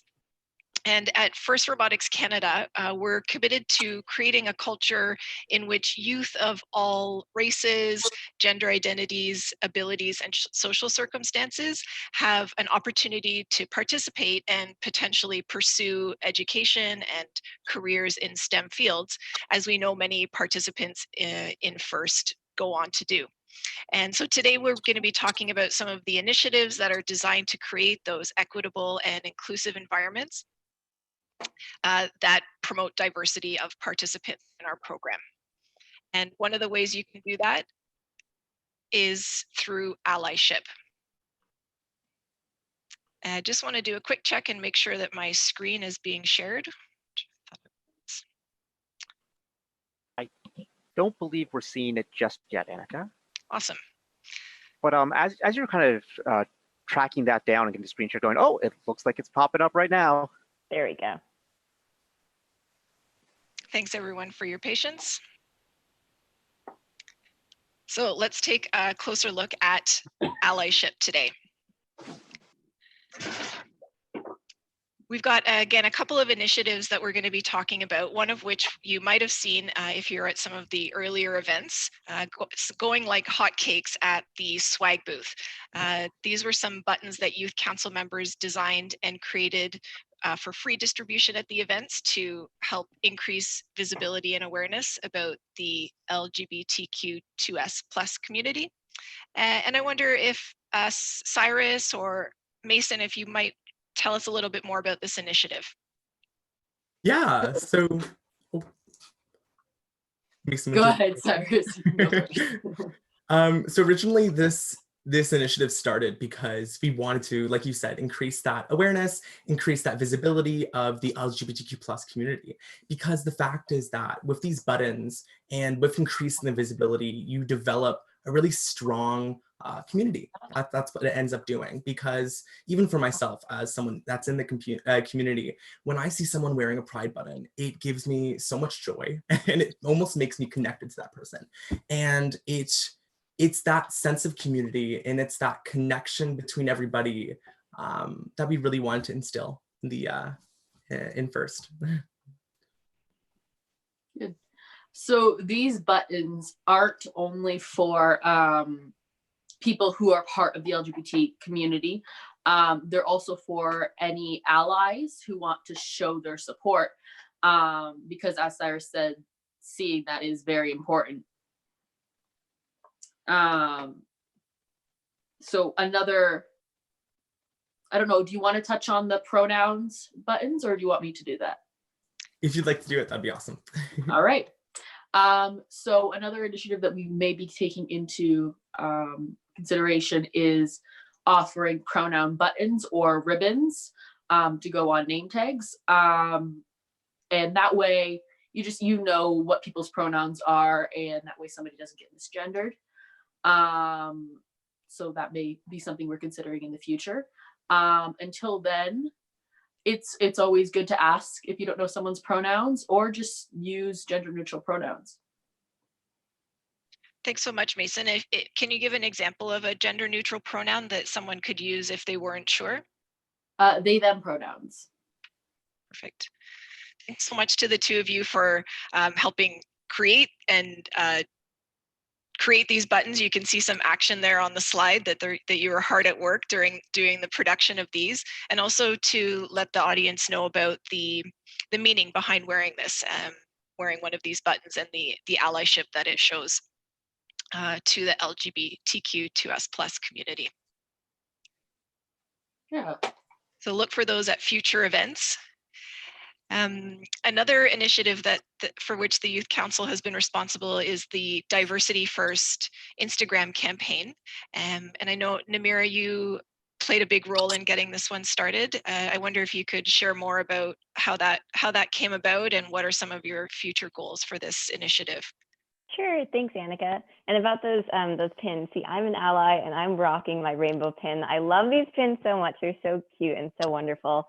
I love them. But anyway, with this initiative, we called it Diversity First. And how this kind of came to be was that I was thinking about Black History Month, and how during February, we recognize a lot of African Canadians who have had really awesome contributions to STEM. And then I was thinking, well, this could be something that FIRST Canada could also highlight in our posts, because we do have our Instagram account and other social media. And then Annika actually brought up a quote here that's at the bottom of the slide that says, "Nothing about us without us," because what I was thinking here is that, well, I'm not an African Canadian, although I am a person of color. And so I reached out to one of my friends on the Youth Council, Maria. So shout out to Maria for being amazing and working on this with me. And we brainstormed a list of African Canadian leaders in STEM who we wanted to showcase and highlight on the account. So here you can see a few of them, and we made some graphics and some biographies about them. So Elijah McCoy, William Payton Hubbard, Anderson Abbott, and recently released the biography for Katherine Johnson as well. And so we were thinking that we would start with Black History Month, but then expand as well to promoting other people of visible minority groups. And so our plan for the next few months is to showcase people. Well, unfortunately, all of these leaders have passed away. So we're thinking of also including some people who are current leaders in STEM, as well as women as well, to really get that whole concept of diversity amongst us all. Thanks so much, Namira. It's really important to continue these efforts all throughout the year and not just in one specific month. And also for people to see themselves reflected in the leadership in STEM fields. So thank you so much for getting that started, and look forward to future posts.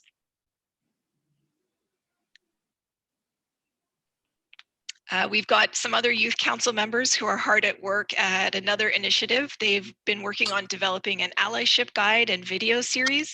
And Adalia, if you're able, it would be great if you could share with us a little bit about these initiatives. I don't believe we have Adalia on the line right now. So I jump can talk about the initiatives if you'd like. I have some points. Nice of you, Mason, and Namira and Cyrus. If you'd like to add in, please feel free to do so. Sure. And if Adalia comes on, then she can take over. Cool. All right. So these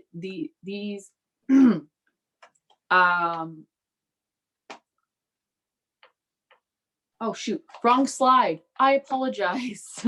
Okay, over to no you, need to Namira. apologize. I pointed at a different slide. Namira, I know you were working on this with Adalia and Cyrus as well. Would you like to, Namira, start off by talking about the allyship guide?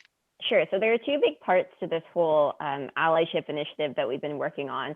So I can talk about the allyship guide, and then maybe I could pass it on to Cyrus and Mason for the video series, which has also been super exciting. So back in, I believe it was November 30th, one of the best days of my year was the Youth Summit, where we had this super duper exciting workshop on allyship. And what we did there is we had all of these scenarios that might come up, and some of them are, I guess, a bit difficult scenarios or ones that people might be unsure about on how to respond to. So if you could just flip to the next slide there, we have a few scenarios that are highlighted in that next slide. So some samples. So one of them, for example, is this girl, Brianna, who is waiting to meet with judges, and they're visiting her team's pit. But then someone from another team asks if they can touch her hair because it looks exotic, and asks, "What are you?" And so this is definitely an uncomfortable situation, and it is hard for people to navigate around. And so another scenario that we had here that was made by one of our youth council members, Erin, is about a First Nation student who has long hair. And then someone asked the student, "Why is their hair long? You should cut it, makes you look like a girl." And this definitely would discourage someone from attending those meetings. Sorry, could you go back to the last slide? So we made this whole guide of similar scenarios and, I guess, difficult situations, and how teams could discuss or create a discussion on how to combat, I guess, the adversities that people would face, and also how to respond to them, because it's not easy for everyone to respond to such uncomfortable situations. And so we wanted to kind of create a way for teams to discuss this amongst themselves, and also bring that out to the rest of the FRC community. So Cyrus, I can hand that to you maybe for the video series, and Mason as well. Definitely. So for the video series, it's very similar to the allyship guide in the sense that it's meant to do the same thing. It's meant to bring a spotlight onto issues that individuals might not be aware of, right? Topics and things that people might say that can really hurt others. And the videos are meant to kind of give a vision to what these scenarios are. So we would be recording the actual scenario and acting it out, but then to go along with the actual video of the scenario, we would have experts speak on the topic and give their opinions, give recommendations, and give even more insight into that topic, so that when you do actually go through the allyship guide, you kind of have the thought of that expert in your mind, and you also have that vision of the scenario playing out in a shop, in a competition, or in a setting that really means something to you, so it can be really impactful. Thank you so much, Cyrus and Namira. It's really important to hear about the lived experiences of actual FRC participants, and to start, practicing and practice and saying what it might sound like to respond in some of these scenarios, so that it becomes more familiar. And so look forward to the possibility of getting those guides out to teams, so they can start and continue those discussions. And it looks like we have Adalia back on the call. Hey, Adalia. Hi, sorry about that. I'm back. That's okay. Great to have you, Adalia. And thank you so much for the work that you did to help get these initiatives started. One of the final initiatives that we'd love to chat about today is this Inspiring Youth Voice training. And these are some free training modules that were designed to educate students about the importance of equity, diversity, and inclusion, and also to give y'all some strategies for ways that you can create and sustain these diverse and inclusive cultures on your teams. And now I wonder if any of the youth council panelists have actually done this actually taken the training, and if so, if you could maybe speak to it and share what that's like, and maybe encourage some of the audience members to do the same. Yeah, I did take the training.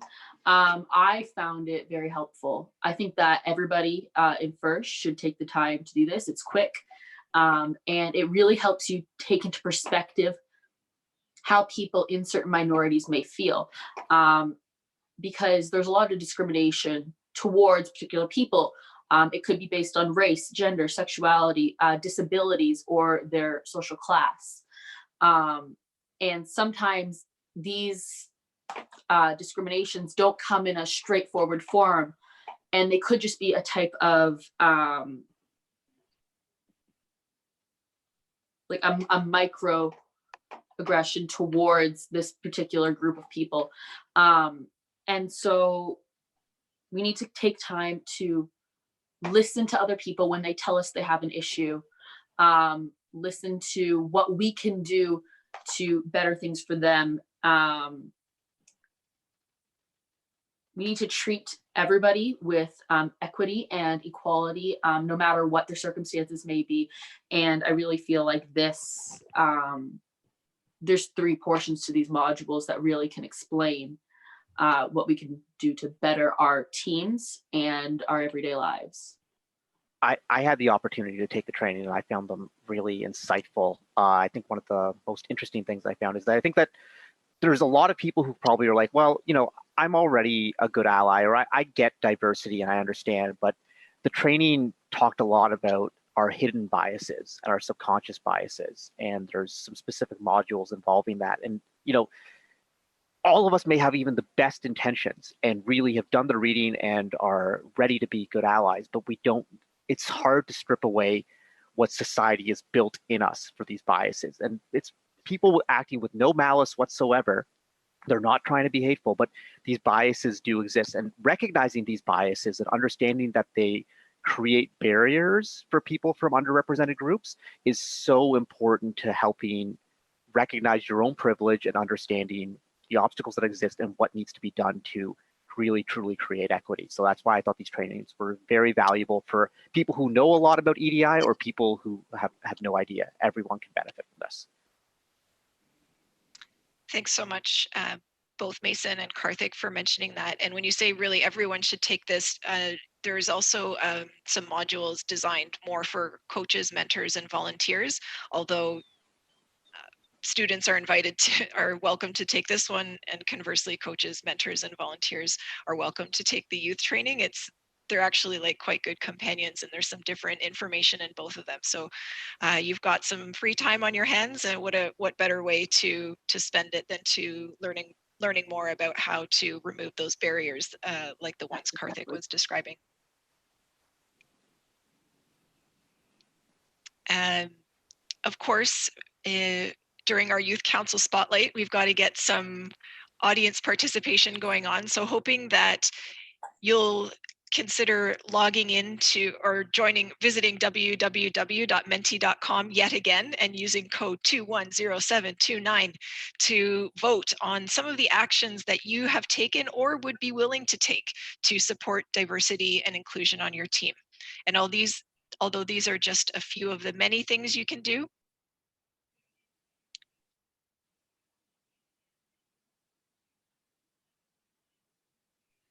and there are lots of others. Other is one of the options. So we'd love to hear about any that you haven't had a chance that aren't on this list, if you want to add those to the Twitch chat, anything that you're doing to support diversity and inclusion on your team, aside from the ones that are listed here, things like offering different food choices at meals to accommodate dietary restrictions, making sure that all meetings are held in wheelchair accessible locations, recruiting students from art, music, and language courses, not just from math and science. At the beginning of the season, how about letting everyone try every role? If you have any marketing or recruitment materials, consider using pictures of diverse participants and listening to everyone's ideas, even if they're different from yours. I know at events you like to get to know teams from different backgrounds, and even asking people who aren't involved in your schools or in your communities what's keeping them from participating, and looking at ways that you might make it more compelling or appealing for them to do so. You know, I'm thinking about the one, include pictures of diverse participants in marketing and recruitment materials. That one might seem like, how's that really going to make a difference? That's just kind of fluff, but representation really matters. And speaking as a person of color, sometimes when you see image after image where people that don't look like you in a certain area, you just kind of assume that you don't belong, or it's that you're not welcome, or that it's just like you're not the intended audience. And it really does, all these little things add up to make a big difference. And maybe one picture that's a little bit more diverse isn't going to change everything instantly, but the combination of these sorts of things really does make a difference. And I know just for me as someone, you know, who does a lot of broadcasting in the first world, I know just seeing on TV, you know, when TSN has a sports desk anchor that's, you know, an Indian person, it's like, whoa, maybe, because growing up, I remember my friends even joking, because I always wanted to be a sports commentator. They'd be like, yeah, have you ever seen a brown sports commentator, Karthik? And like, it was like, oh, I guess I haven't, you know? And so it's kind of cool to me thinking that like young people today will see those and be like, oh, I could actually do this. Like this is a world that I could be a part of. And these things really do matter. Absolutely. Thank you so much for sharing that experience, Karthik, and that's having that sense of belonging and seeing a place where there are others that look like you can really open the doors and make it seem more inviting. Thanks to everyone for participating in today's Menti. It looks as though listening to everyone's ideas is something that you already do or would be willing to continue doing, along with some of these other great suggestions, and hoping that you're able to include some new ones in the chat that we can recommend to everybody after today's broadcast.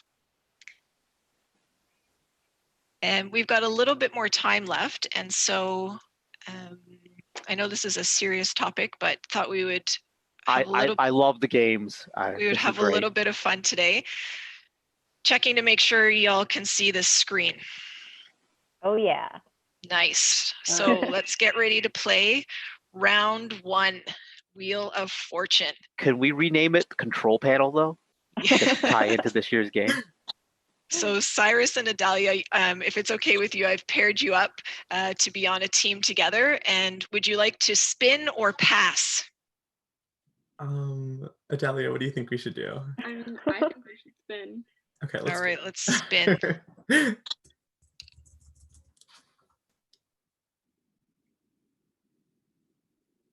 Uh-oh. Oh.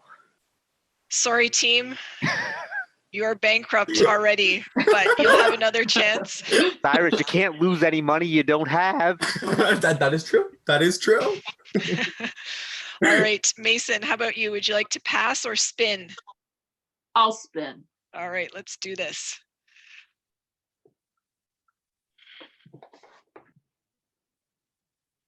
Come on, big money, big money, big money, big money. All right, so for $550, would you like to pick a letter?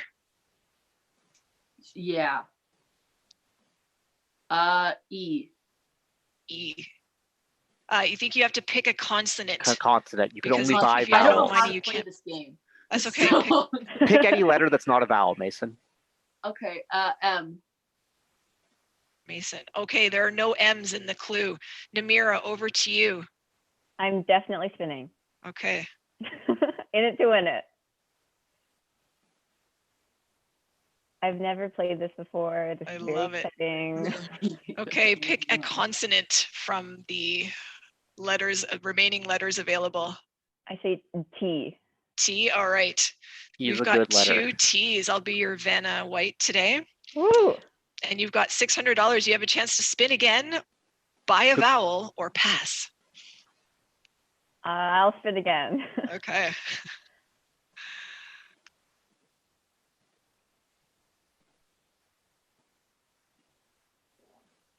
All right, for $400, please pick another letter. I will choose S. S like Sam. Yes. Superstar. All right, 2 S's. What's next? Buy a vowel, pass, or spin. Let's spin. All right. So while you're next time we see the clue, I'm going to be honest with you. It's pretty obvious. So you can even solve the clue without having guessed all the letters. Would you like to buy a vowel, or sorry, would you like to pick a consonant or solve? I will pick a consonant. Okay. I will choose C. All right. There's 1C. Oh, phew. Okay. So again, choices. We'll do one more round to solve, buy a vowel, or pass. To solve mean that it'll show us what it is? No, No, you it have means to you answer have a it. guess of what it Oh will man. be. No Does pressure. anyone, can I open it to the audience? Does anyone have any ideas? Does I'm anyone know the gonna answer? suggest maybe buy a vowel because you got some money here. Okay. Let's buy a vowel. I will buy E. All right. Look at all those E's. I think this might help. Can I buy another vowel? You Yes. can. Okay, I'll buy an I. Oh, look at it. Why do I still not know what this is? No worries. I think because we're running short on Can I time, solve? Can I solve, Annika? Sure, Yes. Karthik, Am I allowed to solve play? for me. I'm hooking you up, Namira. This is allyship here. Okay, yes. Equity, let's go. diversity, and inclusion. Oh, Oh my man. Da-da-da. Karthik, look at you. Isn't there music that plays or something? Can someone make it rain on me, please? Please make it rain. Can we make it rain over here? Since We you're need her video ally, facts. we'll say Namira wins. Namira Namir wins. and Karthik. I'm just Okay. here to dance. You can be Pat. Awesome. Thanks so much for playing Wheel of Fortune. For those of you that want to dig a little bit deeper in terms of how to be a good ally, there are some resources available here at the end of the presentation. So feel free to visit some of those links. And thanks again to the amazing panelists for joining us during today's Youth Council Spotlight on Allyship. Over to you, Karthik. Thank you, and thanks again to the Youth Council. We had an amazing show today. We set a record for the most amount of viewers, and we covered a lot of different topics. We started at the top with Jeff Lee talking about his great story, from student to board member and the inspiration there. Barbara with a bunch of inspirational advice as a mentor and a volunteer. Team 2056 was all inspiration with that robot that was just like, whoa. And then talking about important topics like allyship and like supporting each other. And I touched on this earlier about how the little things we do can make a difference. But one thing you have to remember is an action which might take some work for you may make a huge impact on others. Basin talked about the importance of using correct pronouns. And you might say, oh, it's so inconvenient to try and figure out what pronouns to use. It's hard. But it's just such a small change for you to use the right word, but it makes such a big impact on someone else. I know in my introductions for years, I would always say, ladies and gentlemen, welcome to the finals. And then one of our other volunteers pointed out to me that wasn't necessarily the most inclusive language. And so I was like, initially I was like, no, this is what I've been saying for 15 years. Why would I change? But then I realized it can make an impact on others who might feel more welcome. And so it was simple for me to transition to first robotics fans, welcome to the finals. And all of us can just make little changes like that.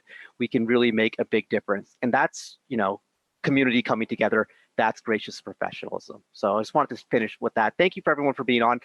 Param, any final words from you? You were an awesome guest host today.